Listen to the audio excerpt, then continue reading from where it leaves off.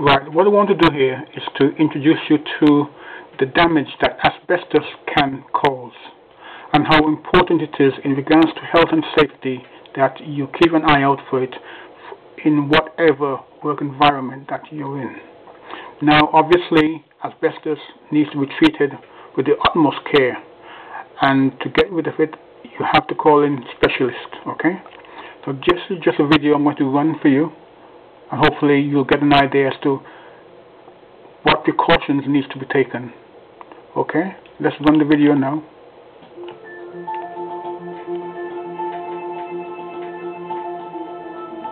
Three years down the line, it's about as much as what I can hope for at the moment. Well, it's pretty much ruined our family. But there is no choice.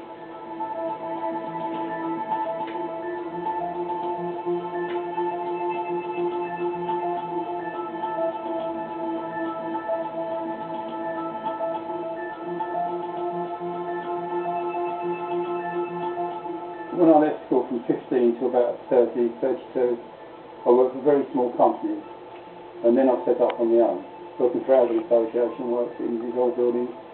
It's mostly old buildings that contain the old asbestos because they use it extensively there. I just had some pains in my chest.